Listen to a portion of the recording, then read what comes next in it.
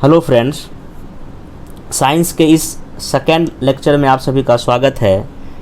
अगर आप मेरा वीडियो फॉलो कर रहे होंगे तो मैं परसों साइंस का सीरीज़ शुरू किया था और जो साइंस का जो सीरीज़ जो है मेरा बीपीएससी पीटी या अदर बिहार एसएससी या कोई भी एग्ज़ाम हो, वनडे एग्ज़ाम हो, उसको ध्यान रखते मैं ये बना रहा हूँ। और ये मेनली एनसीईआरटी और लुसेंट बेस्ड और जो स्पीडी जो मैगजीन है उसको ध्यान में रखते हुए उसी का मेरा कंटेंट रहेगा। तो अभी हम लोग जो फर्स्ट वीडियो मेरा आया है उसमें क्लास 9th का जो फर्स्ट चैप्टर था कि इसमें था फर्स्ट चैप्टर कि मैटर इन आवर सराउंडिंग, हमारे आसपास का पदार्थ में अच्छे से देख लिया था। और जिसमें कि फर्स्ट लेक्चर में हम लोग मेनली देखे थे कि जो मैटर या जो पदार्थ क्या होता है, उसका फिजिकल नेचर क्या है, कितने तरह के पदार्थ के स्टेट या अवस्थाएं होती है। फिर हमने देखे थे कि हम किसी भी मैटर को कैसे टेम्परेचर घटा के या बढ़ा के या उसको हम प्रेशर बढ़ा के क्या कर सकते हैं। अब जो है उसके बाद हम लोग उसमें सॉलिड, लिक्विड, गैस भी पढ़े थे। तो वो जो मैटर का जो फर्स्ट जो मैं आपको चैप्टर बताया था लास्ट डे, तो वो फिजिकल फीचर था जिसमें सॉलिड, लिक्विड, गैस पढ़े थे। आज जो सेकेंड जो 9th क्लास का चैप्टर है उसमें हमको मेनली जो कोई भी मैटर है उसका फिजिकल के टाइप पे जो होते हैं वो पढ़ना, जिसमें कि एलिमेंट, कंपाउंड और क्या पढ़ेंगे हम लोग, मिक्सर पढ़ेंगे।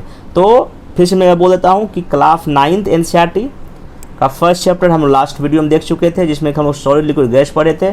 आज हम मेनली तत्व, यौगिक और मिक्सर को काफ़ी डिटेल में पढ़ेंगे। एक चीज़ और मैं बोलना चाहूँगा, अगर आप लोग हो सके तो प्लीज़ इसका नोट्स बना लीजिए। काफ़ी शॉर्ट में मैं नोट्स लिखा हूँ।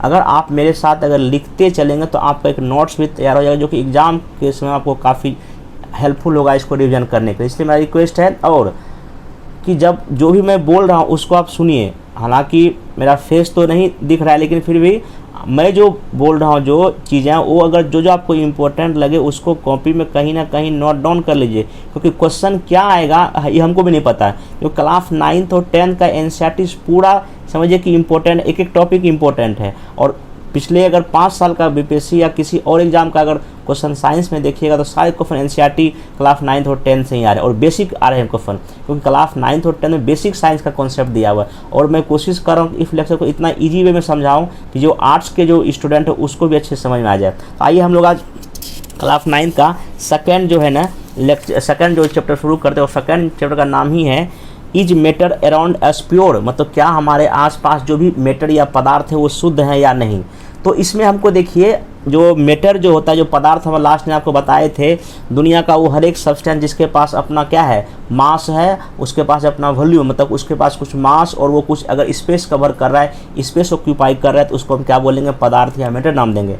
तो मैटर या पदार्थ को हम दो बेसिस पे बांट सकते हैं। एक तो फिजिकल बेसिस पे जिसमें कि सॉलिड, लिक्विड, गैस आता है, और एक केमिकल बेसिस पे हम रासायनिक आधार पर बांट सकते हैं जिसमें कि तत्व, यौगिक और क्या आता है, मिश्रण आता है, एलिमेंट, कंपाउंड और क्या आता है, मिक्सर आता है। हमको इस चैप्टर में इसी तीनों को अच्छे से क्या करना है, पढ़ना है। और यहाँ से क्वेश्चन बीपीएससी इस चैप्टर से बीपीएससी कभी कभी तो 3 क्वेश्चन भी पूछ देता है और कभी कभी 1 क्वेश्चन तो कन्फर्म इस चैप्टर से रहेगा, चाहे कोई भी आप एग्जाम दीजिए। और काफ़ी कॉन्सेप्चुअल बेस्ड क्वेश्चन इससे पूछा जाता है। आइए हम लोग अच्छे से इसको देखते हैं। देखिए एलिमेंट जो है ना, तो मैटर का जो सबसे जो केमिकल बेसिस जो पहला जो टाइप्स का नाम तत्व या एलिमेंट है। देखिए तत्व क्या है कि मैटर का सबसे प्योर जो है ना टाइप्स है, सबसे शुद्ध ये पदार्थ होता है। फिर यौगिक बनेगा जब 2 या 2 से अधिक एलिमेंट मिलेगा। तो फिर मिक्सर कब बनेगा, एलिमेंट और यौगिक जब आपस में जब मिलेगा तो क्या बनेगा, आपका मिक्सर बनेगा। फिर देखिए मेटल के भी अब 3 टाइप होते हैं,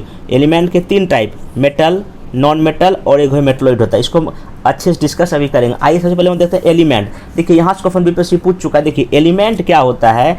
देखिए एलिमेंट शब्द पहली बार एक रॉबर्ट बॉयल नाम का साइंटिस्ट था, उसने दिया था। देखिए जैसे इस बार बीपीएससी क्वेश्चन पूछा था कि पहली बार जो एलिमेंट का सिंबल किसने दिया था, ऑप्शन था डाल्टन, बर्जेलियस। तो इसी तरह क्वेश्चन ये कहीं पूछ दे कि एलिमेंट टर्म पहली बार किसने दिया था, Robert Boyle was the first scientist to use term element, मतलब पहली बार जो एलिमेंट टर्म का यूज इसी आदमी ने किया था। और ये कब, लगभग 1661 के आसपास की उसी समय किया था, ठीक ना। ये रॉबर्ट बॉयल नाम याद रखिएगा, पहला साइंटिस्ट था जिसने कि एलिमेंट शब्द का क्या किया था, प्रयोग किया था। आगे एक है एंटोनियो लॉरेंट जी ये लेवाइजर एक साइंटिस्ट है, इसने एलिमेंट का क्या दिया, परिभाषा या डिफिनेशन दिया। इनका भी नाम याद रखिए, इन्होंने टर्म दिया, इन्होंने क्या दे रहा है, ये डिफिनेशन दे रहे हैं, इसको भी आप ध्यान में रखेंगे। तो यहाँ पे इन्होंने क्या कहा कि an element is a basic form of matter, मतलब कि पदार्थ, एलिमेंट जो है, तत्व जो है, पदार्थ का सबसे बेसिक आधारभूत रूप है, जो कि can not be broken down into simpler substance by chemical process, मतलब कि जिसको हम केमिकल प्रोसेस से भी उसको और डिफरेंट पार्ट में हम ब्रेक नहीं कर सकते, मतलब कि तत्व पदार्थ का वह मूल रूप है, बेसिक फॉर्म है, जिसे रासायनिक अभिक्रिया द्वारा अन्य सरल पदार्थों में हम विभाजित या ब्रोकन नहीं कर सकते। ये इन्होंने परिभाषा दिया था, ये आप ध्यान रखिएगा, इसको हम और डिवाइड नहीं कर सकते हैं। फिर देखिए अब यहाँ पे सबसे बड़ी बात है कि एलिमेंट के कितने टाइप होते हैं, तत्व के प्रकार। देखिए एलिमेंट का टाइप में पहला होता है मेटल, दूसरा नॉन मेटल, और तीसरा एक होता है मेटलॉइड या उपधातु, धातु, अधातु और उपधातु। अब देखिए यहाँ क्वेश्चन जो बीपीएससी या किसी एग्जाम में जो पूछेगा, देखिए आपको पता होगा, आप पढ़े होंगे, जो मेटल जो होता है, मेटल की कुछ प्रॉपर्टी होती है, कुछ विशेषता होती है। लेकिन एक बात मैं आप लोग को आज बोलना चाहूँगा, मेटल या नॉन मेटल का एक डिफिनेशन आप लोग लिख लीजिए कहीं पे। देखिए मेटल क्या होता है, इसके पास इलेक्ट्रॉनों की संख्या ज़्यादा होती है। जैसे कि मान लीजिए आप लोग अगर पढ़े होंगे, सोडियम है, सोडियम एक क्या है, मेटल या धातु है। तो सोडियम जो है, ये सोडियम का होता है Na, तो इसका जो एटॉमिक नंबर कितना होता है, 11, कितना होता है, 11 होता है। अगर आप इसका इलेक्ट्रॉनिक कॉन्फ़िगरेशन लिखिएगा तो मैं आप आगे लेक्चर में इसको बताऊंगा इलेक्ट्रॉनिक कॉन्फ़िगरेशन क्या होता है, लेकिन अभी सिंपल समझिए, सोडियम में नंबर ऑफ इलेक्ट्रॉन 11 होता है। तो इलेक्ट्रॉन जो ऑर्बिट में होते हैं, इलेक्ट्रॉन जो कक्षा में अरेंज होते हैं, तो क्या है कि नील बोर्स एक साइंटिस्ट ने कहा था कि किसी भी पहली कक्षा में जो मैक्सिमम जो इलेक्ट्रॉन 2 रहता है, सेकेंड में 8, फिर और ऐसे करके बढ़ता है। तो यहाँ देखिए टोटल नंबर 11 है, तो पहली कक्षा में 2 चला गया, दूसरा में 8 जाएगा, और इसके कितना हो जाएगा, अंतिम में तो एक ही जाएगा ना, तब ना 8 2 10 11 हो जाएगा। तो अब देखिए यहाँ पे जो सोडियम है, कोई भी जो एलिमेंट है वो ये सोचता है कि हमारे अंतिम कक्षा में कितना 8 इलेक्ट्रॉन हो जाए। तो ये 8 इसके पास कब होगा, जब ये एक किसी को देगा, मतलब ये लूज करेगा। तो सिंपल ध्यान रखिएगा, जो डोनर होता है, जो इलेक्ट्रॉन को देता है, वो होता है मेटल, वो होता है धातु। मतलब इस अब देर तो प्लस चार्ज हो जाएगा। और धातु में क्या होता है, हमारी क्लोरीन है, क्लोरीन का होता है एटॉमिक नंबर 17। तो इसका अगर इलेक्ट्रॉनिक कॉन्फ़िगरेशन आप लिखिएगा तो पहले कक्षा में 2 जाता है, दूसरी में 8, और अंतिम में कितना हो जाएगा, 7 बच गया। अब देखिए इसके पास 7 है, तो अब ये क्या करेगा, एक इलेक्ट्रॉन किसी से गेन कर लेगा। तो गेन किया तो ये हो गया अधातु या नॉन मेटल, ये इसका सबसे एग्जैक्ट डिफिनेशन है, ठीक ना। हालांकि अब धातु अधातु को पहचानने का कुछ तरीका होता है, उसको हम लोग देख रहे हैं। चलिए देखिए, जो मेटल होता है, जो धातु होता है, वो लस्सर होगा, चमक होगी उसमें, वो गुड कंडक्टर होगा, चालक होगा।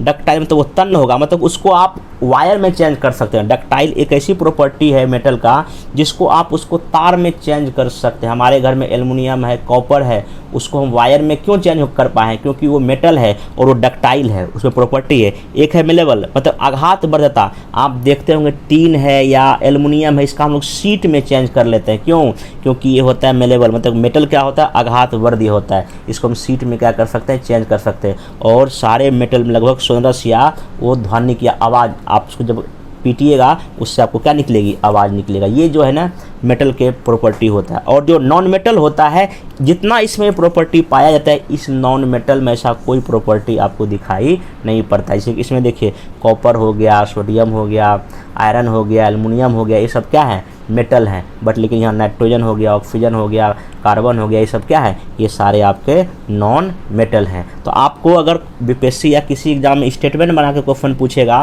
कि मेटल की क्या क्या विशेषता होती है, तो आप इसमें ध्यान रखिए, ये सब मेटल का होता है गुण, नॉन मेटल में ऐसा कोई गुण नहीं होता। अगला अंतिम है मेटलॉइड, उपधातु। ये क्या होता है, इसमें जो एक ऐसा मेटर है जिसमें कि मेटल और नॉन मेटल के बीच का गुण पाया जाता है। यहाँ लिखा है ना, इंटरमीडिएट प्रॉपर्टीज रखता है ये। इसका एग्जांपल याद रखिए, बोरॉन, सिलिकॉन, जर्मेनियम, ये सब एग्जाम में पूछ देगा कौन सा उपधातु है, तो बोरॉन, सिलिकॉन, जर्मेनियम, और भी है, लेकिन आप इतना भी याद रखिएगा। बाकी हायर क्लास में, क्लास 10 में पढ़ेंगे तो उसमें हम सारे मेटलॉइड को मॉडर्न पीरियोडिक टेबल में अच्छे से हम लोग देखेंगे। अब देखिए एलिमेंट के बारे में कुछ फैक्ट हम लोग पढ़ लेते हैं। यहाँ से क्वेश्चन बीपीएससी पूछता है, किसी भी एग्जाम में आता ही आता है। देखिए अभी तक देखिए जितने भी एलिमेंट हैं उसकी सब मिला के जो अभी जो वर्तमान संख्या 118 है। आप पहली बात ये ध्यान रखिएगा, अभी तक जितने भी एलिमेंट की खोज हुआ है उसकी संख्या कितनी है, 118 है। पहली बात तो ये ध्यान रखिएगा। उसके बाद देखिए जितने भी एलिमेंट अवेलेबल हैं उसमें मैक्सिमम मतलब नेचुरल है, वो प्राकृतिक रूप में मिलते हैं, लेकिन कुछ ऐसे भी तत्व हैं जिसको हम लोग आर्टिफिशियल या उसको सिंथेटिक एलिमेंट को, जिसको इंसान ने बनाया है। तो ध्यान रखिएगा प्राकृतिक वाले की संख्या लगभग 94 है अभी, और मानव निर्मित वाले का 28 एलिमेंट हैं। और ध्यान रखिएगा जो मैक्सिमम जो एलिमेंट या जो तत्व हैं वो हम ठोस हैं, मैक्सिमम सॉलिड हैं, ठीक है। पारा और ब्रोमीन कमरे के तापमान पर द्रव है। देखिए पारा और ब्रोमीन जो है ना रूम टेम्परेचर पर लिक्विड के फॉर्म में रहता है, ये भी आप बात ध्यान रखेंगे। और देखिए अगर क्वेश्चन कभी पूछ ले कि पहला मानव निर्मित या पहला सिंथेटिक एलिमेंट कौन सा था, तो ये पहला था टेक्नेटियम, ठीक ना, ये 1937 बना था। और दूसरा था प्लूटोनियम, ये 1940 में क्या हुआ था, बना था। ये क्वेश्चन पूछ चुका है, पहला कब बना, दूसरा कब बना। ये मानव निर्मित एलिमेंट जिसको कि इंसान ने लैब में कहीं ना कहीं क्या किया है, बनाया। बाकी तो मैक्सिमम क्या होता है आपको नेचुरल होते, जैसे आयरन हो गया, कॉपर हो गया, एल्युमिनियम, ये सब क्या है, ये सारे प्राकृतिक तत्व हैं, ये ध्यान रखिएगा। अगला देखिए नेक्स्ट आपका है टाइप्स यौगिक या कंपाउंड। देखिए ये यौगिक या कंपाउंड क्या होता है, सिंपल सी बात है। ए compound is a substance compose of 2 या मोर element chemically combined with one another in fixed proportion. मतलब कहने तो ये है यौगिक वह एक पदार्थ या मैटर है जो 2 या 2 से अधिक एलिमेंट के एक निश्चित रेशियो में केमिकल कॉम्बिनेशन से ही क्या होता है, बनता है। जैसे कि मान लीजिए कि मैं एग्जांपल लेता हूँ, जैसे कि H2O है, ये क्या है, वाटर है, ये क्या है, जल है। इसमें क्या है, ये हाइड्रोजन एलिमेंट है, और ये कौन सा है, ऑक्सीजन एलिमेंट है। दोनों आपस में कंबाइन किया केमिकल रूप से, तभी आपका ये कंपाउंड क्या हुआ है, बना है। ध्यान रखिएगा। तो जब एलिमेंट रिएक्शन करता है तभी हमेशा आपको क्या बनता है, एक कंपाउंड या यौगिक बनता है। तत्व क्रिया करके ही नई यौगिक का क्या करते हैं, निर्माण करते हैं। देखिए H2O हो गया, ये मीथेन हो गया, ये सोडियम क्लोराइड हो गया। जैसे देखिए सोडियम है, ये सोडियम एक अलग एलिमेंट है, और ये क्लोरीन एक अलग एलिमेंट है। दोनों आपस में क्या हुआ, मिला हुआ है। तो सोडियम क्लोराइड जो हम नमक घर में खाते हैं, ये सोडियम क्लोराइड, ये कंपाउंड हो गया आपका। तो एक चीज़ ध्यान रखिएगा कि यहाँ देखिए जब भी कभी कंपाउंड बनेगा, ऑब्वियस सी बात है एलिमेंट रहेगा। तो ये एक एलिमेंट है, ये दूसरा एलिमेंट है, दोनों आपस में कंबाइन किया तो क्या बना, सोडियम क्लोराइड बना। क्या बना, सोडियम क्या बना, क्लोराइड बना। ये सोडियम क्लोराइड बना है, तो ध्यान रखिएगा ये अब होगा स्टेबल हो जाएगा। मतलब लिखा the composition of each new substance is always fixed. नए पदार्थ का संगठन सदैव अस्थायी होता है, ये भी ध्यान रखिएगा। उसके बाद यहाँ पे एक चीज़ ध्यान रखिएगा। देखिए पहले सोडियम था और ये क्लोरीन था, तो बनने से पहले इसका सोडियम का प्रॉपर्टी और क्लोरीन का प्रॉपर्टी दोनों क्या था, डिफरेंट था। लेकिन अब जो सोडियम क्लोराइड बना, इसका प्रॉपर्टी इफ दोनों से बिल्कुल ही डिफरेंट है। ये लिखा हुआ यहाँ पे the new substance has totally different properties. ये इसका प्रॉपर्टी बिल्कुल ही क्या होगा, हमें अलग होगा। उसके बाद अगर आप मान लीजिए अभी आपने जो कंपाउंड या यौगिक बनाया है सोडियम क्लोराइड, अगर इसके कंपोनेंट को आपको अलग करना हो तो अलग करने का सिंपल एक तरीका है, या तो आप उसको केमिकली रूप से कीजिए या तो उसको इलेक्ट्रोकेमिकल रिएक्शन से अलग कर सकते हो। लिखा हुआ है ना, घटकों को या उसके कंपोनेंट को केवल रासायनिक या विद्युत रासायनिक प्रतिक्रिया द्वारा ही पृथक किया जा सकता है। तो अगर आपको दोनों को अलग करना तो आपको यहाँ का केमिकल रिएक्शन करना पड़ेगा, तभी सोडियम और क्लोरीन क्या होगा, अलग होगा। या वाटर के भी अगर मॉलिक्यूल्स को आपको अलग करना हो तो आपको कोई ना कोई केमिकल या इलेक्ट्रोकेमिकल रिएक्शन ही करना पड़ेगा। ये आपका यौगिक का देखिए जितना भी मैं बात कर सारा इसका प्रॉपर्टी विशेषता, इसमें स्टेटमेंट देके कुछ भी पूछेगा आप जवाब देने के लायक रहिए। अब नेक्स्ट है इसमें मिक्सर। देखिए अभी तक हम लोग मैटर को एलिमेंट देख लिए हैं, कंपाउंड देख लिए हैं, अब हम लोग इसमें देखें मिक्सर या मिश्रण देखेंगे। देखिए ये क्या होता है, मिक्सर जो होता है एक या एक से अधिक शुद्ध तत्व या तो यौगिक से मिलकर क्या होता है, बना होता है। मतलब कि mixture are constituted by more than one kind of pure form of matters. जैसे कि समुद्र का पानी है, समुद्र के पानी में सोडियम क्लोराइड है, मैग्नीशियम क्लोराइड है, ना जाने क्या क्या चीज़ है उसमें, तो वो क्या है, एक मिक्सर है। जैसे मेरा एयर, हवा क्या है, हवा में ऑक्सीजन है, कार्बन डाइऑक्साइड है, नियॉन, आर्गन, कितना गैस है, ये सब क्या हवा, जो विंड जो एयर जो है वो भी एक क्या आपका मिक्सर या मिश्रण है। तो मिश्रण या मिक्सर में ध्यान रखिएगा, इसमें 2 या 2 से अधिक एलिमेंट भी हो सकता है या इसमें आपको कंपाउंड भी हो सकता है। इसलिए ये जो है ना अशुद्ध होता है, ये इम्प्योर होता है मिश्रण, ये भी आप ध्यान रखिएगा। अब देखिए मिक्सर को जो है आपके क्लास 9th के साइंस एनसीईआरटी में 2 पार्ट में मेनली बांटा है। एक देखिए मिश्रण होता है, मिक्सर होता है होमोजीनियस, एक होता है हेट्रोजीनियस। ये दोनों क्या है, देखिए होमोजीनियस को हिंदी में बोलते हैं समांगी। क्या बोलते हैं, समांगी। और हेट्रोजीनियस को हिंदी में क्या बोलते हैं, विषमांगी। देखिए अभी हम पढ़ाएंगे। देखिए होमोजीनियस का सिंपल सा मतलब ये समझिए, एक ऐसा सॉल्यूशन, एक ऐसा मिक्सचर जिसके सारे पार्टिकल्स आपस में मिल गए, यूनिफॉर्मली मिक्स हो गए। जैसे कि मान लीजिए कि ऐसे एग्जांपल लीजिए कि मान लीजिए कि चीनी है, शुगर है, चीनी है और पानी है, चीनी और पानी का घोल। तो क्या आपको लगता है ना कि चीनी पूरी तरह पानी में घुल जाएगा, सारे यूनिफॉर्मली एक साथ मिक्स हो जाएंगे? इसको हम बोलेंगे होमोजीनियस या समांगी मिश्रण। तो पानी और चीनी, पानी या नमक के विलयन को या सॉल्यूशन को क्या बोलेंगे, होमोजीनियस। हेट्रोजीनियस में दो टाइप इसका होता है, एक का नाम है कोलाइडल्स, दूसरा का नाम है सस्पेंशन।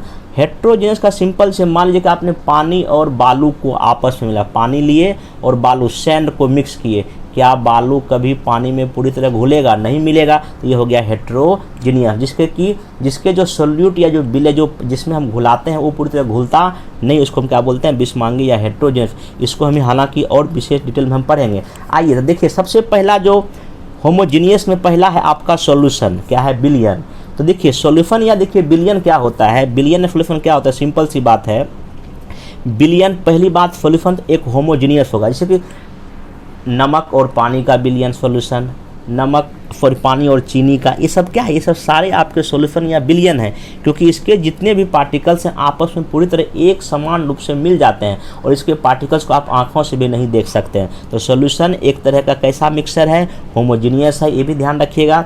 दूसरा, कोई भी अगर सॉल्यूशन होता है, कोई भी अगर जो विलयन है, तो विलयन में क्या होता है, विलयन में मेनली जो है ना दो कंपोनेंट होते हैं। विलयन में मेनली कितने, दो कंपोनेंट होते हैं। एक कंपोनेंट का नाम होता है इसमें आपका सॉल्वेंट या विलायक, दूसरा होता है सोल्यूट, इसको बोलते हैं विलय। तो अब देखिए ये क्या है, जैसे सिंपल समझिए कि यहाँ देखिए आप लोग, जैसे कि मान लीजिए कि हम लिए शुगर, चीनी लिए, क्या लिए, शुगर या क्या लिए, चीनी लिए। तो मान लीजिए कि हम 100 ग्राम चीनी लिए और हम वाटर मान लीजिए 500 ग्राम लिए, पानी कितना लिए, 500 ग्राम लिए, ये वाटर, ये जल है, ठीक ना।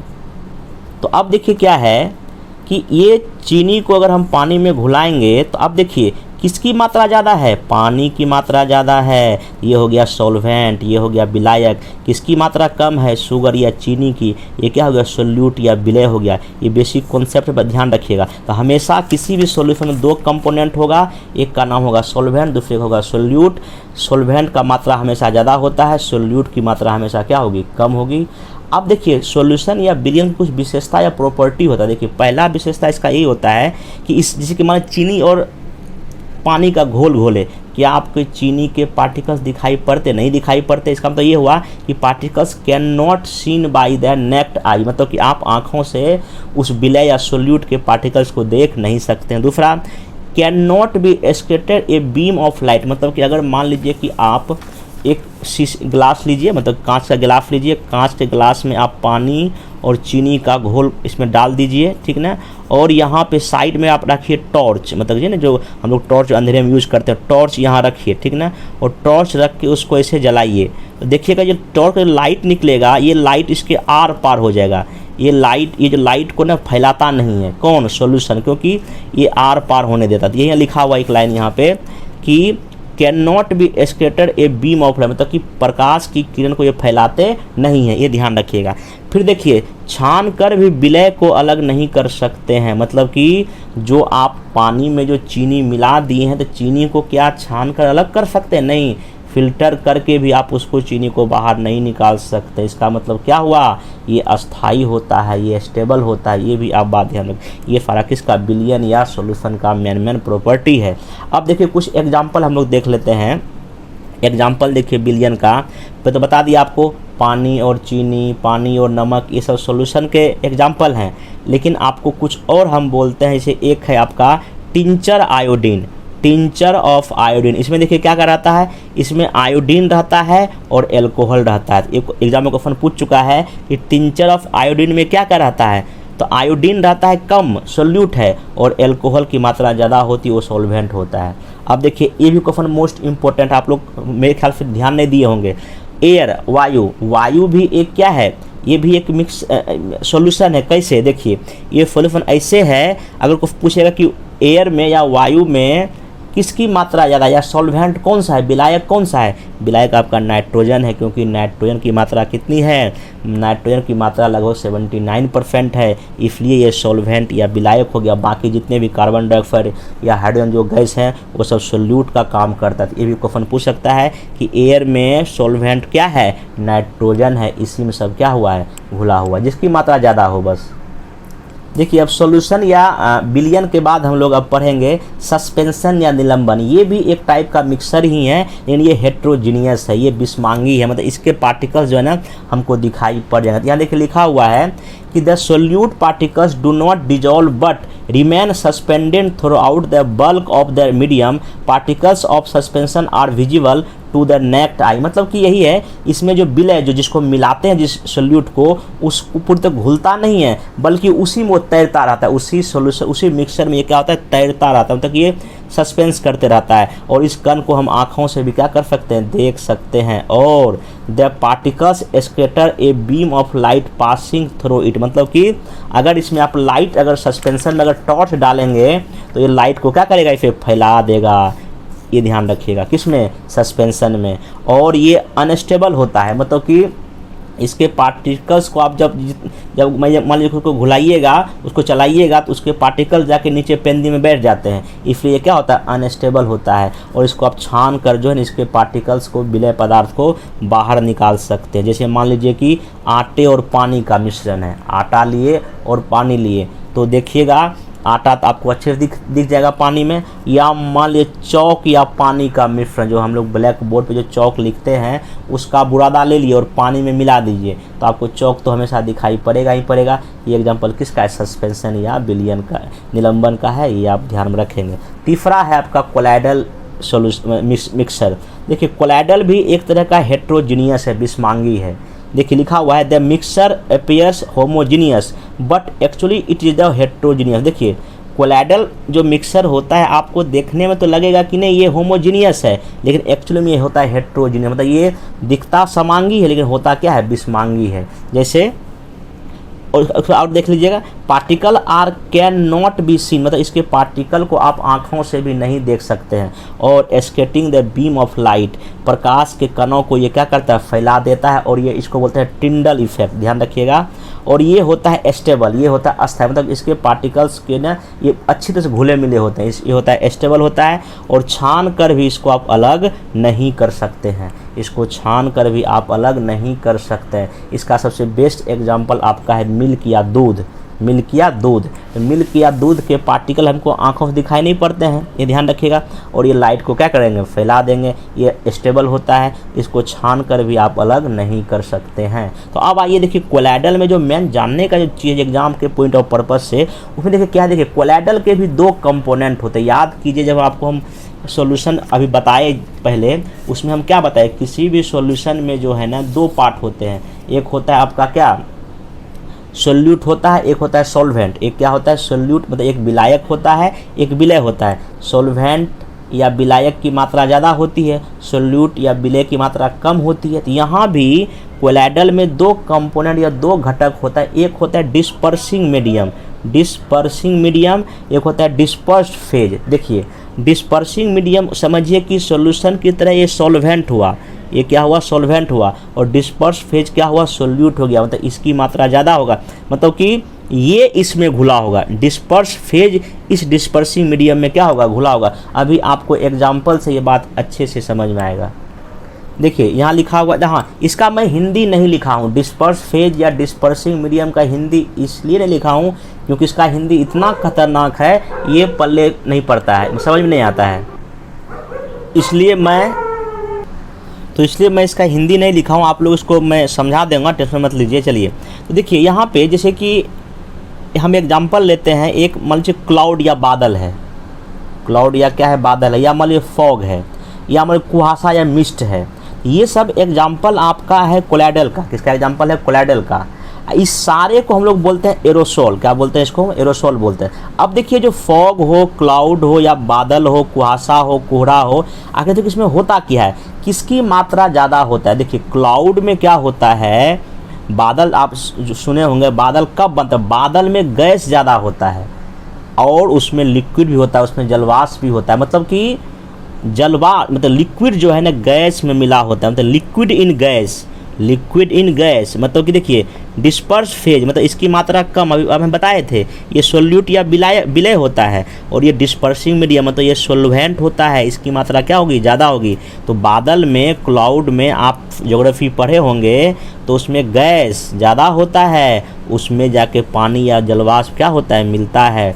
फॉग में भी वही होता है, गैस ज़्यादा होता है, उसमें लिक्विड की मात्रा होती है। कुहासा में भी होता है, हवा ज़्यादा होता है, उसी में जाके लिक्विड पानी क्या हो जाता है, मिल जाता है। दूसरा देखिए स्मोक या धुआं, जो धुआं जो होता है, जैसे मान लीजिए चिमनी है, चिमनी कहीं पे चल रहा है, ईंट का भट्ठा जिसको हम लोग बोलते हैं चिमनी है, तो चिमनी में क्या होता है, उसका जो धुआं है उसमें देखिए क्या हुआ, गैस तो एटमॉस्फेयर में है ही है, तो चिमनी का जो छोटा सा पार्टिकल्स जो है वो सॉलिड है, तो सॉलिड जाके गैस में मिल जाता है, इसको भी हम लोग एरोसोल ही नाम देते हैं। और ये स्मोक या धुआं भी एक तरह का आपका कोलाइडल ही है। दूसरा फोम, सॉरी शेविंग क्रीम, जो शेविंग क्रीम जो हम यूज करते हैं तो उसमें देखिए क्या है, वो उसका नाम है फोम। देखिए इसमें क्या होता है, लिक्विड में गैस मिला होता है, लिक्विड ज़्यादा होता है, उसमें गैस मिला होता है। मिल्क देखिए, मिल्क भी एक तरह का क्या है आपका कोलाइडल सॉल्यूशन है। इसमें देखिए क्या है, इसको हम इमल्सन बोलते हैं। इसमें देखिए क्या होता है, लिक्विड लिक्विड में मिला होता है। मिल्क में क्या होता है, लिक्विड लिक्विड में क्या होता है, मिला होता है, ठीक ना। और देखिए मड, जो कीचड़, जो हम लोग जो कीचड़ बोलते हैं उसको हम लोग सोल बोलते हैं, वो किस टाइप का है, सोल है। इसमें देखिए क्या होता है, सॉलिड जो है लिक्विड में मिला होता है, सॉलिड जो है लिक्विड में मिला होता है। कीचड़ में क्या होता है, कीचड़ में क्या होता है, बालू होता है, वो सॉलिड है, वो किसी पानी में क्या होता है, मिला होता है। हमें ऑब्वियसली बात, कीचड़ कब बनेगा, जब पानी की मात्रा ज़्यादा होगा और ये बालू का मात्रा कम होगा। अब देखिए इसमें एग्जाम अगर क्वेश्चन कभी भी टफ लेवल का पूछ देगा तो यही बनाएगा कि मान लीजिए पूछेगा क्लाउड है, बादल है, बादल में क्या क्या है, कौन कौन सा, डिस्पर्सिव मीडियम कौन, मतलब किसकी मात्रा ज़्यादा है, गैस की मात्रा ज़्यादा है, लिक्विड कम है। या पूछ देगा कि इसमें देगा एग्जांपल दे देगा कौन सा कोलाइडल है या कौन सा कोलाइडल नहीं है। मान लीजिए कि दे दिया फॉग, क्लाउड या मिस्ट या स्मोक दे दिया, शेविंग क्रीम दे दिया, मिल्क दे दिया, मड दे दिया, पूछे कौन सा इसमें है तो कौन सा नहीं है। अगर आपको कौन कौन से कोलाइडल के एग्जांपल्स होते हैं अगर वो याद रहेगा तो आप नहीं तो अपने आप छांट लीजिएगा। तो ये आप काफ़ी एक कॉन्सेप्चुअल है, ये लूसेंट में भी इतने अच्छे से इसको नहीं दिया हुआ है, मैं इसको आपको काफ़ी अच्छे में बता दिया। ध्यान रखिएगा, इसकी मात्रा ज़्यादा होती है डिस्पर्सिंग मीडियम की, इसकी मात्रा कम होती है। इसमें ये जो है लिक्विड गैस में होता है, ठोस गैस में होता है, गैस लिक्विड होता है, लिक्विड लिक्विड में और सॉलिड लिक्विड में होता है, ये ध्यान रखिएगा। अब आइए सबसे मोस्ट इम्पोर्टेंट जो सबसे फेवरेट टॉपिक है बीपीएससी, बिहार एसएससी, यूपीएससी, किसी भी स्टेट पीसीएस का सबसे जो मोस्ट इम्पोर्टेंट जो पूछने का जो इसका क्वेश्चन पूछता है यहीं से कि separating the components of A mixer. देखिए जैसे मान लीजिए कि समुद्र का पानी है, उसमें तो वो तो मिश्रण है, वो मिक्सर है, वो उसमें काफ़ी सारे कंपोनेंट है, तो उससे हम जो यूजफुल कंपोनेंट कैसे निकालेंगे वही है। तो मिश्रण को, एक घटकों को, उसके कंपोनेंट को जो हमारे यूजफुल है उसको हम कैसे पृथक्करण करेंगे, कैसे उसको सेपरेट करेंगे, अब इसी को मेथड को हम पढ़ने जा रहे हैं। और बीपीएससी हर एक साल पिछले 5 साल से इस टॉपिक से क्वेश्चन पूछ रहा है, मतलब कि भरपूर पूछ रहा है, इसलिए आप इसको अच्छे से समझ लीजिए, मैं कॉन्सेप्ट के साथ इसको बता रहा हूँ। देखिए पहला जो मिश्रण को अलग करने का जो तरीका है उसका नाम है इवेपोरेशन या बाष्पीकरण। तो सबसे आसान है, मान लीजिए कि पानी को उड़ा दिए, पानी को गर्म कर दिए, उसमें क्या बचेगा, बाकी चीज़ बच जाएगा। तो इवेपोरेशन भी एक तरीका है जिससे आप जो है ना पानी को क्या कर सकते हैं, पानी वेपर में उड़ जाता है और बाकी उसमें सॉलिड क्या हो जाता है, बच जाता है। समुद्र का पानी है, समुद्र का पानी है, मान लीजिए उसको गर्म करेंगे तो पानी से बाहर निकल जाएगा, बाकी जो सोडियम क्लोराइड है, मैग्नीशियम क्लोराइड, वो सब क्या हो जाएगा, बच जाएगा। तो इवेपोरेशन एक तरीका है जिसमें हम मिक्सर के कंपोनेंट या घटकों क्या करते हैं, अलग करते हैं। दूसरा देखिए, दूसरा इसको नाम अपकेंद्रण, इसको होता है सेंट्रीफ्यूगेशन। अपकेंद्रण या सेंट्रीफ्यूगेशन ये क्या होता है, ये सिंपल सी बात है। जैसे कि आप लोग देखे होंगे जो दूध से जो क्रीम निकाला जाता है जिस मशीन में, तो मशीन में दूध को डाल के फिर उसको हम हाथ से मशीन को चलाते हैं, उससे क्या होता है, क्रीम और दूध क्या होता है, क्रीम और छाछ अलग हो जाता है। वही यहाँ देखिए जो अपकेंद्रण जो है ये भी एक तरीका है मिश्रण के कंपोनेंट को अलग करने का। इसमें देखिए क्या होता है, सिंपल सी बात है, आप ध्यान दिए होंगे अगर तो, जो कि जैसे मान लीजिए कि आपका मतलब कि मिल्क है, दूध है और आपके पास ये मशीन है, इस तरह का मशीन है आपके पास, ठीक ना। तो इसमें जब हम डालते हैं तो इसको हमको हाथ से क्या होता है, घुमाना होता है। इसमें क्या होता है कि जो आपका जो घी होता है, जो क्रीम होता है, जो मक्खन होता है, वो हल्का होता है। तो जब इसको हम घुमाते हैं तो जो मक्खन या जो घी होता है वो ऊपर आ जाता है, क्योंकि ये कम डेंस होता है, और जो छाछ कहाँ नीचे जाके जम जाता है। तो वही यहाँ लिखा हुआ है आपका कि जब हम सेंट्रीफ्यूगल फोर्स का, जब इसका मेथड का यूज करते हैं तो जो डेंसर, जो जिसका घनत्व ज़्यादा होता है वो बॉटम में आ जाता है, वो नीचे बैठ जाता है, और जो लाइट वेट का होता है वो टॉप या ऊपर क्या हो जाता है, जम जाता है। जैसे कि इसका एग्जांपल हम कहाँ का यूज करते हैं, use in diagnostic lab for blood and urine, मतलब कि हम रक्त और जो यूरिन टेस्ट में भी हम इसी टेक्निक का यूज करते हैं। दूसरा, बटर फ्रॉम क्रीम से जो हम बटर निकालते हैं, जो कि इसी तरीके से निकालते हैं। और वॉशिंग मशीन जो हमारा घर में होता है, कपड़ा धोने की मशीन, वो भी इसी कॉन्सेप्ट पर आपका क्या करता है, काम करता है। क्वेश्चन कुछ भी पूछ सकता है इसमें से। तो सेंट्रीफ्यूगल फोर्स का यूज कहाँ कहाँ होता है, दूध से क्रीम निकालने में, वॉशिंग मशीन में, और ये लैब में ब्लड और यूरिन को टेस्ट करने में। इसको आप ध्यान रखिएगा। अगला सबसे मोस्ट इम्पोर्टेंट, ऊर्ध्वपातन, या इसको बोलते हैं सब्लिमेशन। ये सिंपल सा मैं लास्ट टाइम में बताया था, ये एक ऐसा प्रोसेस है जिसमें सॉलिड बिना लिक्विड में चेंज हुए सीधे गैस में चेंज हो जाता है, मतलब कि ठोस सीधे गैस में परिवर्तित हो जाता है। इसका सिर्फ एग्जांपल याद रखिए, अमोनियम क्लोराइड या नेपथेलीन या एंथ्रेसीन, कपूर, ये सब क्या है, कपूर अगर आप जलाइएगा तो सीधे, कपूर एक सॉलिड है, जैसे हम जलाते हैं वो सीधे गैस में क्या हो जाता है, कन्वर्ट हो जाता है। ये सब सॉलिड है, सीधे आपका गैस में क्या हो जाता है, कन्वर्ट हो जाता है। आप एग्जांपल याद रखेंगे। इसमें उत्पादन से कौन कौन सा चीज़ होता है, ध्यान रखिएगा। अगला है क्रोमेटोग्राफी। ये भी एक मतलब कि मिक्सर के कंपोनेंट को अलग करने का एक तरीका है। इसमें देखिए, इसका सिंपल देखिए, इसमें यूज पूछता है क्रोमेटोग्राफी में क्या क्या होता है, मतलब इसमें इसका एग्जांपल क्या है, यूज क्या है। देखिए सिंपल सी बात है, to separate colour in dye, मतलब मान लो कि डाई में रंगों को पृथक करना, मतलब कि डाई में अलग अलग रंग होता है, तो उसको अलग करने का तरीका कौन सा, क्रोमेटोग्राफी। उसके बाद देखिए, पिगमेंट फ्रॉम नेचुरल कलर्स, प्राकृतिक जो रंग होता है उससे अगर आपको कोई पिगमेंट निकालना है, कोई रंजक निकालना हो, आपको क्रोमेटोग्राफी विधि पर प्रयोग करना पड़ेगा। या इस सबसे मोस्ट इम्पोर्टेंट, अगर रक्त से नशीली पदार्थों को अगर अलग करना हो, मतलब कि ड्रग्स अगर जो ब्लड से निकालना हो, आपको इसी क्रोमेटोग्राफी का क्या करना पड़ेगा, यूज करना पड़ेगा।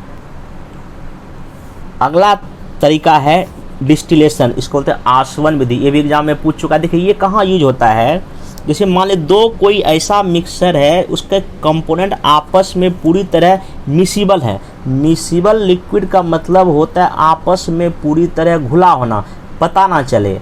तो ये जो डिस्टिलेशन या आसवन विधि है, हम लोग वहाँ यूज करते हैं जहाँ दो miscible liquid that have high boiling point, तो दोनों जो कंपोनेंट है उसका बॉइलिंग या क्वथनांक बिंदु बहुत ज़्यादा है, मतलब कि 25 केल्विन से भी ज़्यादा हो, मतलब दो घुलनशील पदार्थ जिसका बॉइलिंग पॉइंट का अंतर क्या हो, ज़्यादा हो, मतलब 25 केल्विन से भी क्या हो, ज़्यादा हो। तो यहाँ जैसे कि एक एसीटोन है और ये वाटर है, ये दोनों आपस में दोनों लिक्विड है, ये मिसिबल लिक्विड है, पता नहीं चलता है। तो ये एसीटोन और वाटर आपको अलग करना होगा तो आपको कौन सा विधि प्रयोग करना पड़ेगा, डिस्टिलेशन या आसवन विधि।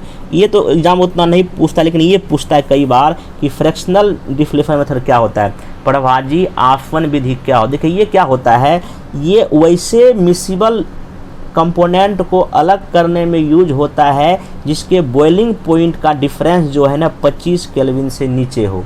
यहाँ 25 केल्विन से ज़्यादा हो बॉइलिंग पॉइंट, तो उसके कंपोनेंट के बीच की बात कर रहा हूँ। और यहाँ जो इसमें हम वही यूज करेंगे जहाँ उस मिक्सर का जितना भी कंपोनेंट है उसका बॉइलिंग पॉइंट का डिफरेंस, जो अंतर जो है ना, लेस देन कितना चाहिए, 25 के होना चाहिए, 25 केल्विन होना चाहिए। जैसे एग्जाम्पल, वायु से अगर आप विभिन्न गैस निकालते हैं, आपको पता है जो एयर जो है इसमें हाइड्रोजन है, ऑक्सीजन है, कार्बन डाइऑक्साइड है, अगर इससे आपको कोई भी गैस निकालना हो, आप फ्रैक्शनल डिस्टिलेशन या प्रभाजी आसवन विधि का प्रयोग करेंगे। पेट्रोलियम जो प्रोडक्ट होता है, आपको पता होगा पेट्रोलियम प्रोडक्ट में अलग अलग टेम्परेचर हम देते हैं, उसी में डीजल, उसी से पेट्रोल, उसी से मोम, हमको अलग अलग पदार्थ क्या होता है, निकल जाता है। हम कौन सा तरीका यूज करते हैं, हम फ्रैक्शनल या प्रभाजी आसवन विधि का प्रयोग करते हैं। ये देखिए पूरा प्लांट है, ये लिखा नहीं है, एयर के कंपोनेंट को सेपरेट करने का भी देखिए पूरा देखिए, यहाँ से एयर जा रहा है, इसमें प्रेशर बढ़ाया गया, फिर ये वायु देखिए ऐसा करके गया, ऐसे फिर हो रहा है, पूरा देखिए प्रोसेस हो रहा है। यहाँ देखिए यहाँ ऑक्सीजन निकल गया, यहाँ नाइट्रोजन निकल गया, मतलब ये पूरा यहाँ देखिए कार्बन डाइऑक्साइड, मतलब कि ये पूरा प्लांट है जिसमें एक गैस डाल के कार्बन डाइऑक्साइड, नाइट्रोजन और ऑक्सीजन हम क्या करते हैं, अलग अलग निकालते हैं। इसमें है डिस्टिलेशन जो है ना, फ्रैक्शनल डिस्टिलेशन मेथड का ही क्या होता है, प्रयोग किया जाता है। दूसरा देखिए एक और यहाँ पर आपका है, ये देखिए आपको जो यहाँ देखिए एयर है, ये वायु है। जब आप हवा एयर में जब आप प्रेशर बढ़ा दोगे, उसका जब तापमान कम कर दोगे, तो वायु या एयर जो है ना वो कंप्रेस हो जाएगा और ठंडा हो जाएगा। पर किसी भी गैस को या एयर को अगर आप प्रेशर बढ़ा दोगे, तापमान घटा दोगे, वो लिक्विड में चेंज हो जाएगा, वो द्रव में चेंज हो जाएगा, यहाँ लिखा हुआ है। और इसी द्रव या लिक्विड वायु एयर को फ्रैक्शनल डिस्टिलेशन प्रभाजी आसवन विधि से गर्म करके अलग अलग ऊंचाई पर हमको अलग अलग गैस क्या होता है, मिलता है। देखिए यानी यहाँ पे ऑक्सीजन देखिए मिल गया, आर्गन मिल गया, और क्या मिल गया, नाइट्रोजन मिल गया। तो ध्यान रखिएगा, हम ये जो है ना इसी से निकालते हैं। अब अंतिम है क्रिस्टलाइजेशन, क्रिस्टलीकरण इसको हिंदी में बोलते हैं। इसमें क्या होता है, इसको हम लोग मेनली यूज करते हैं किसी सॉलिड को प्योर करने में। जैसे मान लीजिए कि जब समुद्र से जब हम नमक निकालते हैं तो ठीक है, समुद्र से नमक निकालने के लिए पानी को तो ठीक है गर्म करके हम पानी को बाहर निकाल दें, लेकिन जो अभी जो नमक है वो अशुद्ध है, वो प्योर नहीं है। तो अब उस नमक को शुद्ध करने के लिए क्रिस्टलाइजेशन मेथड का प्रयोग किया जाता है। ध्यान रखिएगा, यूज टू प्योरीफाई सॉलिड, ठोस पदार्थों को शुद्ध करने में, एग्जाम्पल नमक को शुद्ध करने में, या फिटकरी जो एलम होता है उसको भी शुद्ध क्योंकि ये सॉलिड है, इसको भी शुद्ध करने में हम लोग इसी तरीका का क्या करते हैं, प्रयोग करते हैं। तो ये आपका हो गया मिक्सर या मिश्रण को के कंपोनेंट या उसके घटकों को हम किस किस विधि से अलग करते हैं, ये आपका पूरा कॉन्सेप्ट के साथ बता दिया। इसको आप लोग अच्छे से देखिए, अच्छे से इसको लिख लीजिए। यहाँ से बीपीएससी क्वेश्चन हर एक बार एक तो पूछता ही पूछता है। अब अंतिम इसमें इस सेकेंड चैप्टर में एक टॉपिक दिया है, दो तरह के चेंज होता है, एक होता है फिजिकल चेंज, एक होता है chemical change. 67th BPSC PT में इसी से एक क्वेश्चन पूछा है, तो ये केमिकल चेंज से क्वेश्चन पूछा है। देखिए फिजिकल चेंज या केमिकल चेंज क्या होता है, आपको हम पहले बताए थे। फिजिकल या भौतिक क्या होता है, किसी भी मैटर का रंग, डेंसिटी, बॉइलिंग पॉइंट, क्वथनांक, गलनांक, ये सब क्या होता है, उसका फिजिकल होता है, उसका फिजिकल परिवर्तन होता है। तो यहाँ लिखा हुआ है फिजिकल और केमिकल चेंज, भौतिक परिवर्तन और रासायनिक परिवर्तन। पदार्थ के केवल भौतिक गुण जैसे रंग हो गया, कलर हो गया, उसकी कठोरता, रिजिडिटी हो गया, उसका डेंसिटी या घनत्व हो गया, आदि में परिवर्तन जब हो उसको हम क्या बोलेंगे, भौतिक चेंज हो रहा है। रासायनिक चेंज में क्या होगा, केमिकल चेंज में क्या होगा, रासायनिक गुणों या उसके कंपोनेंट में प्रारंभिक पदार्थ से भिन्न होता है। यहाँ देखिए, यहाँ जो भी चेंज होगा, यहाँ जो चेंज होगा, नया पदार्थ पहले वाले से पूरी तरह डिफरेंट होगा, लेकिन यहाँ डिफरेंट नहीं होगा। जैसे मान लीजिए कि ये कागज़ है, ये कागज़ है, मान लीजिए कागज़ का रंग कैसा, वाइट रंग है। अगर हम इस वाइट कागज़ को मान लीजिए 50 टुकड़े में काट देंगे, तो क्या इस कागज़ का रंग बदलेगा, नहीं बदलेगा, जैसा का तैसा ही रहेगा। लेकिन अगर इसको हम जला देंगे तब तो ये जो राख बचेगा, राख जो होगा, नया पदार्थ जो बनेगा, इससे पूरी तरह क्या होगा, अलग होगा। तो ये मेनली डिफरेंस होता है। अगला देखिए, परिवर्तन के बाद पुनः प्रारंभिक पदार्थ आप प्राप्त कर सकते हैं। जैसे मान लीजिए कि जल है, जल से आप बर्फ बनाइए, तो बर्फ से आप जल भी तो बना सकते हैं, तो वही लिखा है। तो आप पुनः परिवर्तन करके उस पदार्थ को प्राप्त कर सकते हैं, लेकिन यहाँ ऐसा नहीं होता है। अगर ये कागज़ जल जाएगा तो फिर आप राख से इस कागज़ को बना नहीं पाइएगा। और ये होता है अस्थाई, क्योंकि ये तो रिवर्सिबल होता है ना, आप चेंज कर सकते हैं। और ये होता है अस्थाई। यही क्वेश्चन इस बार इसी स्टेटमेंट से क्वेश्चन पूछा था बीपीएससी 67 में, कई लोगों ने गलत कर दिया था कि फिजिकल चेंज जो होता है ना, अनस्टेबल होता है, अस्थाई होता है, क्योंकि आप इसको चेंज कर सकते हैं। ये परिवर्तनशील होता है, बट ये अस्थाई होता है। एक बार अगर ये कागज़ जल गया तो राख से आप फिर से कागज़ बना नहीं पाइएगा। जैसे कि बर्फ से जल बनाना फिजिकल चेंज है, लोहे पर जंग लगना कैसा चेंज है, केमिकल चेंज है। अगर लोहे पे जंग लग जाएगा तो आप फिर से प्योर लोहा आप नहीं बना पाइएगा। ये फिजिकल चेंज और केमिकल चेंज जो है ना, आपको हो गया। अब मैं इसमें कुछ और एग्जाम्पल करा देता हूँ फिजिकल और केमिकल चेंज पे, क्योंकि यहाँ से क्वेश्चन बीपीएससी या किसी भी एग्जाम में पूछता है एग्जाम्पल देके ये कौन सा चेंज है। तो मैं मेरे पास हिंदी का ही बुक है और इंग्लिश का भी, मैं दोनों दिखा देता हूँ। देखिए यहाँ देखिए, यहाँ क्वेश्चन पूछ रहा है कि आप इसका जवाब दीजिएगा। मैं सिर्फ हिंट कर देता हूँ। देखिए यहाँ लिखा हुआ है, निम्नलिखित में से कौन सा परिवर्तन रासायनिक है, कौन सा चेंज जो है ना केमिकली चेंज, केमिकल चेंज यहाँ हो रहा है। पहला ग्रोथ, प्लांट में ग्रोथ होना, लोहे में रस्ट या जंग लगना, लोहे के चूर्ण तथा बालू को आपस में मिलाना, खाना पकाना, भोजन का डाइजेशन या पाचन होना, जल से बर्फ बनना या मोमबत्ती का जलना। ये कौन सा परिवर्तन, कौन सा चीज़ें हैं, आपको ये इसमें क्या करना है, बताना है। देखिए पौधे में वृद्धि, उसका सिर्फ साइज चेंज हो रहा है, ये पूरा आपका फिजिकल चेंज हो गया। लोहे में जंग लगना, ये आपका केमिकल चेंज हो गया। लोहे के चूर्ण और बालू का मिलना, ये तो फिजिकल चेंज हो गया। भोजन पकना, ये तो केमिकल चेंज हो गया, क्योंकि उसमें तो आपका ऑक्सीजन यूज हो रहा है ना। भोजन का पचना, डाइजेशन होना भी कहीं ना कहीं केमिकल चेंज है, क्योंकि उसमें अंदर में केमिकल रिएक्शन होता है। बर्फ से जल बनना, ये तो फिजिकल चेंज है। और मोमबत्ती जलना, ये एग्जाम में कई बार पूछा है, कैंडल का जलना फिजिकल और केमिकल दोनों चेंज है। फिजिकल चेंज भी है इसमें और केमिकल चेंज भी है। फिजिकल चेंज क्यों है, मोमबत्ती जल के फिर मोमबत्ती ही बन जाता है पिघल के, और केमिकल क्यों है, वो लाइट देता है। तो ये क्वेश्चन कई बार पूछ चुका है, आप इसको ध्यान में रखेंगे। इस तरह से एनसीईआरटी 9th क्लास का जो सेकेंड जो चैप्टर था, हर एक कॉन्सेप्ट, हर एक चीज़ को जो एग्ज़ाम में पूछा है या आगे पूछने वाला है वो मैं ख़त्म कर दिया हूँ। अब आप लोग का ड्यूटी यही है कि आप लोग इसको वीडियो को देखिए, 40 मिनट का वीडियो है, एक बार देखिए, फिर इसका शॉर्ट में नोट्स बना लीजिए, या नोट्स अगर नहीं बनाने की इच्छा है तो मैं इसका PDF जो है टेलीग्राम पे मैं शेयर कर देता हूँ, और वहाँ से आप टेलीग्राम से जाके इस PDF को डाउनलोड कर लीजिएगा। जो इस समय पर नए हैं, मैं नीचे लिंक दे दूंगा टेलीग्राम का, वहाँ से जाकर PDF डाउनलोड कर दीजिएगा। और मेरा बीपीएससी मेंस का सीरीज चल रहा है, जिसमें कि मैं अभी तक हिस्ट्री का सेक्शन में बहुत चीज़ पढ़ा दिया हूँ, आप उसको भी देख सकते हैं। जिसको डेली आंसर राइटिंग करना है वो भी हमसे जुड़ सकते हैं। डेली आंसर राइटिंग मेंस का कार्यक्रम शुरू है, वो भी आप मेरे साथ साथ कीजिए। और पीटी का भी लगातार, साइंस का भी सीरीज चलेगा। और ये वीडियो अल्टरनेट आएगा, आज आए तो तक कल ना, क्योंकि समय की कुछ कमी है। हाँ, लेकिन 15 तारीख के बाद मेरा वीडियो लगातार आएगा, लेकिन अभी अल्टरनेट आएगा, क्योंकि बाकी मैं मेंस पर भी काम कर रहा हूँ। क्योंकि देखिए 2 या 3 से अधिक वीडियो तो नहीं बना सकता हूँ दिन में, एक दिन में, इसलिए पीटी का भी मैं चला रहा हूँ और मेंस का भी चला रहा हूँ, इसलिए ये वीडियो अल्टरनेट आएगा। लेकिन विश्वास कीजिए 30 वीडियो में ये पूरा आपका क्लास 9th और 10th का जो एनसीईआरटी है, और देखिए 30 वीडियो 30 क्वेश्चन, बीपीएससी में 30 क्वेश्चन पूछा, साइंस में 30 क्वेश्चन कन्फर्म कर लीजिएगा आने वाले समय। बाकी अभी मैं करंट का भी लेक्चर लाऊंगा, टेंशन नहीं लेना है। और भी जो चीज़ें हमको लगेगा वो सब कुछ करूँगा, बस आप जितना मैं करा रहा हूँ उतना कीजिए। और आप जिसको भी वीडियो थोड़ा सा अच्छा लगे थोड़ा सा लाइक कर दीजिए, सब्सक्राइब कर दीजिए और अपने दोस्तों में शेयर कर दीजिए। अब मिलते हैं नेक्स्ट वीडियो में। Thank you.